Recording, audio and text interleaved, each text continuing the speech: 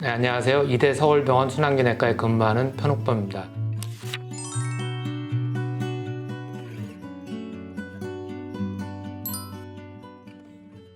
젊은 고혈압 환자는 늘 있어 왔고 그게 병도 아닌 것처럼 고혈압 환자들이 심장병에 걸릴 확률을 저평가하고 있는데 젊은 사람들의 고혈압을 조절을 하지 않았을 때 심장혈관 질환이 온다는 게 이미 여러 연구에서 밝혀져 있고 20대 고혈압 환자들을 길게는 25년까지 추적 검사를 해봤더니 그때 심장혈관 질환이 많다는 게 증명이 된 거거든요.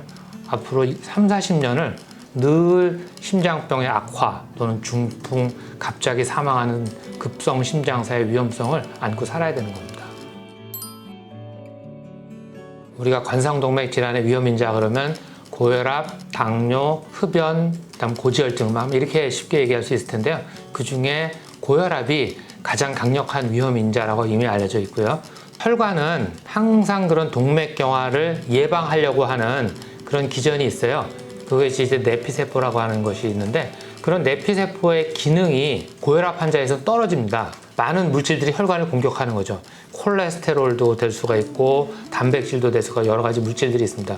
찌꺼기 같은 것이 혈관에 쌓이게 되고 혈관이 좁아지고 그것이 어느 순간에 터져버리면 갑자기 혈전이 생겨서 막혀서 심근경색증, 급성심장사 이런 것들이 생기는 거죠. 아무래도 비만하고 관련이 있지 않을까 싶습니다.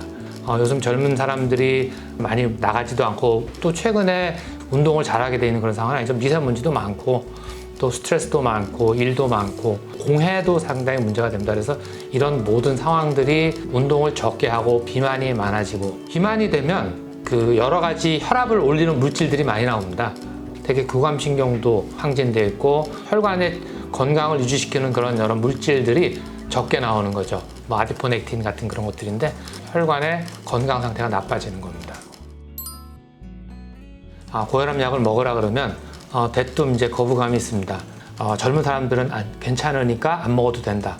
내지는 뭐 한 번 먹으면 평생 먹으니까 가능한 늦게 먹는 게 좋다라는 그런 통념들이 하나도 변하지 않았다는 겁니다. 심장병 질환을 조금 우습게 보는 거죠. 말 그대로 위험성을 간과하고 있는데 간과하면 안 된다고 하는 여러 가지 연구 자료들이 나와 있고 예, 맞습니다.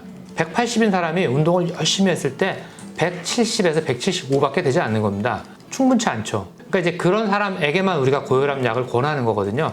물론 당연히 같이 해야 되지만 고혈압은 훨씬 더 혈압 강화 효과가 좋기 때문에 약제에 따른 그런 부작용을 감수하고라도 쓰는 거거든요. 고혈압을 조절해서 얻는 이득이 크기 때문입니다. 그래서 분명히 약제를 드셔야 될 이유가 있기 때문에 가능한 한 좀 수긍을 하고 약제를 드시는 게 좋겠다는 겁니다. 사실 고혈압처럼 진단하기 좋은 병이 어디 있습니까? 되게 쉽죠. 혈압만 재면 혈압이 높으면 고혈압이니까 그리고 약제를 쓰면 바로 조절이 되니까 고혈압은 진단도 치료도 쉽습니다.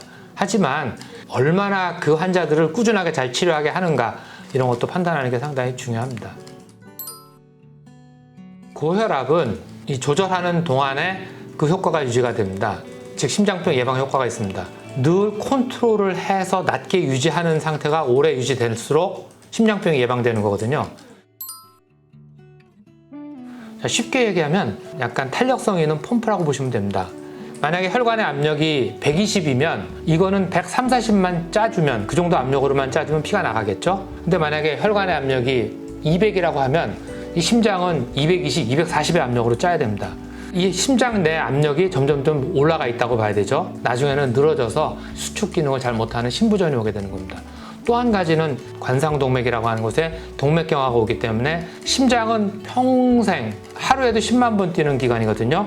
그것이 그렇게 일할 수 있게 되는 것은 이 심장 혈관을 주위에 있는 관상동맥이 충분히 혈액을 심장에 보내서 그런 건데 심장 혈관에 동맥경화가 오게 되면 당연히 심장의 기능이 멈추겠죠. 또 한 가지는 이런 대동맥이라고 하는 큰 혈관에 혈관이 갑자기 찢어지게 되면 대동맥 파열이 생깁니다. 대부분은 병원에 오지 못하고 사망에 이르게 됩니다. 이런 대동맥 내막 박리라고 하는 것도 아주 급박한 상황이 될 수 있습니다. 이 대동맥 내막 박리 환자의 90%가 고혈압 환자입니다. 한 10% 정도에서는 약제를 한 3가지를 쓰더라도 조절이 안 되는 저항성 고혈압도 있어요. 조절이 안 되면 왜 조절이 안 되는지 따져봐야 돼요. 통증이 있어서 소염 진통제를 먹었다. 그것도 혈압 조절을 안 되게 할 수 있고요. 사람들이 이제 수면 무호흡이라 그래서 잘 때 그 비만한 사람들이 호흡이 중간에 멈추는 거 있지 않습니까? 그런 일이 있으면 혈압 조절이 잘 안 돼요. 원인이 되는 걸 찾아보고 그 다음에 약제 조절을 해야죠. 사실 그럴 때 우리가 어떤 스텝으로 해서 어떻게 조절한다는 것은 이미 잘 나와 있기 때문에 조절이 될 때까지 하는 겁니다. 안 하는 것만 있지 못하는 건 없습니다. 어떻게든지 조절을 합니다. 환자의 의지와 의료진의 역량 뭐 그런 게 중요합니다. 생활에서 운동을 하는 게 가장 중요합니다. 최소 30-40분 운동하는 습관을 갖게 되는 것. 금연 절주, 담배는 한 까치도 안 됩니다. 술은 적게 마시는 게 좋은데 적게라는 말은 우리 어르신들 반주하는 겁니다. 그 정도 마실 자신이 없으면 아예 끊는 게 낫습니다. 야채나 과일을 많이 드셔야 되고 소금을 줄이십시오. 그 다음에 국물을 먹지 않는 습관도 되게 중요합니다. 우리가 건강하게 오래 사는 생활 습관을 가능한 한 빨리 몸에 배게 만들어라. 병이 생긴 다음에 그런 걸 하는 것은 늦을 수도 있습니다. 건강하고 젊을 때 자기 몸을 아끼고 본인의 건강을 해치는 우울을 범하지 않으려는 그런 마음가짐 정도는 갖고 있어야 된다는 생각이 듭니다.